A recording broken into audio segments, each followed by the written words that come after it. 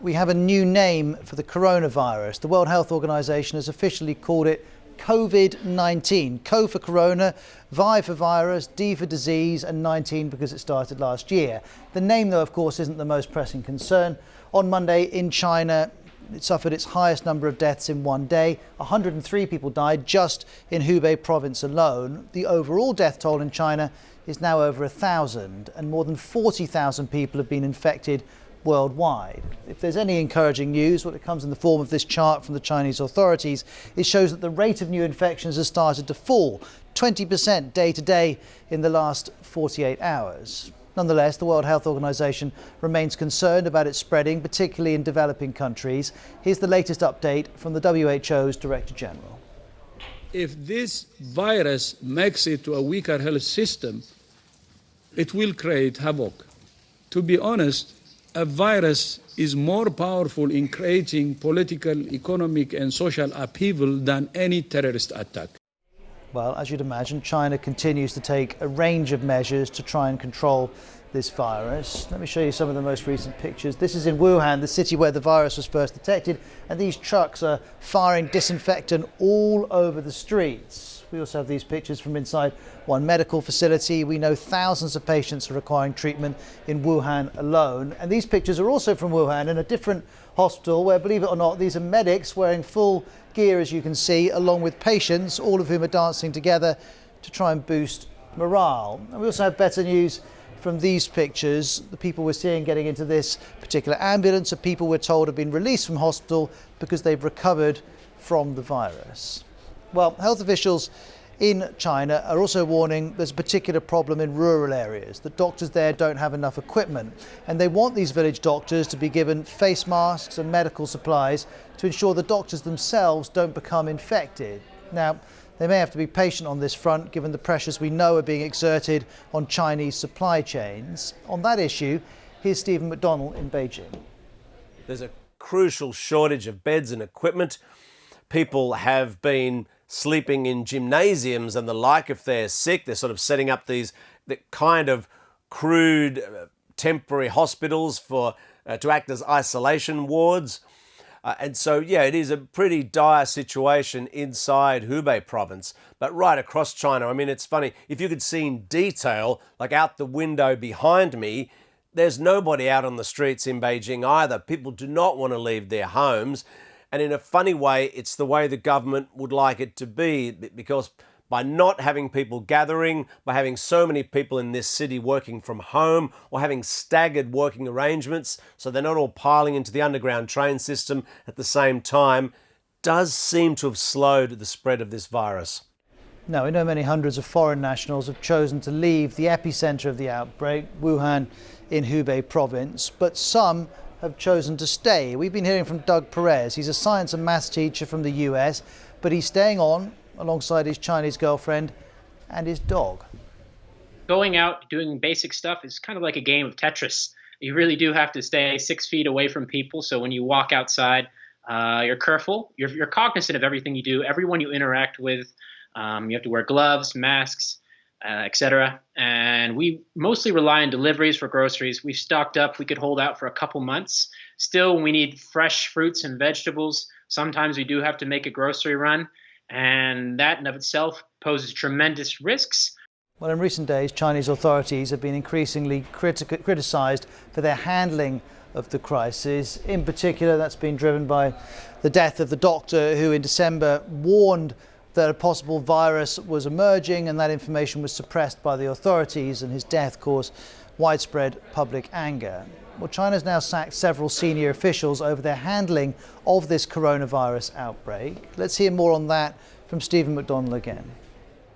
Somebody had to take the fall because there's been a lot of criticism, especially in terms of dealing with the early fallout of this emergency in the city of Wuhan in the province of Hubei.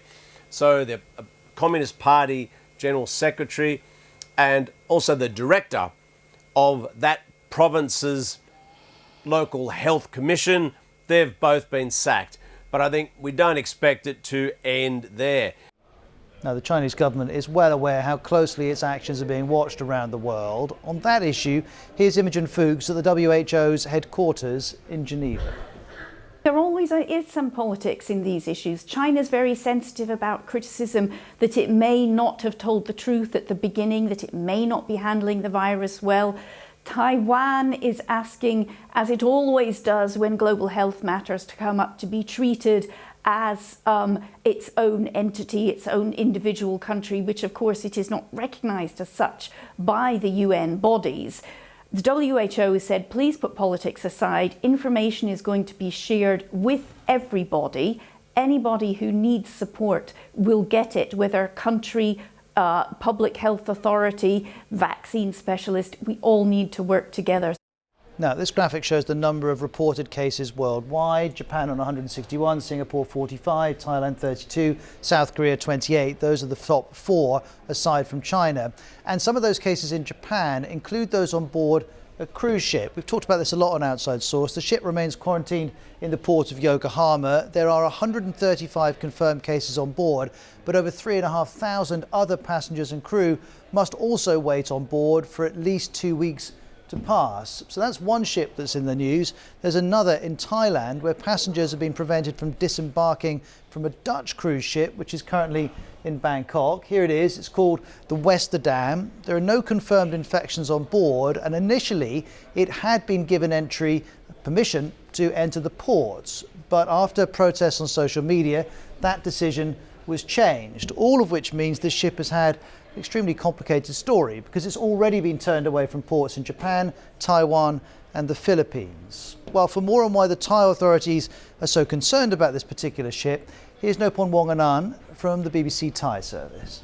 It seems that the Thai authorities have changed their mind after an outcry on social media on Monday. I think the main concern for the Thai authorities is this. They are afraid of the repetition of the situation in Thailand, like what happened in Japan now.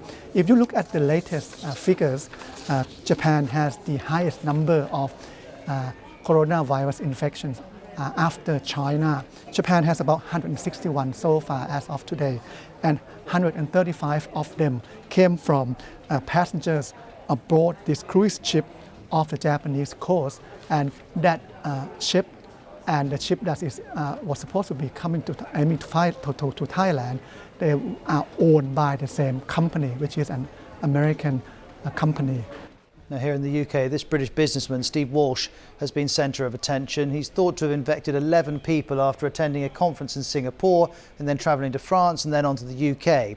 He's now fully recovered. He says his thoughts are with those that he infected. He's also released a statement in which he says, "I was advised to attend an isolated room at hospital despite having no symptoms and subsequently self-isolated at home as instructed."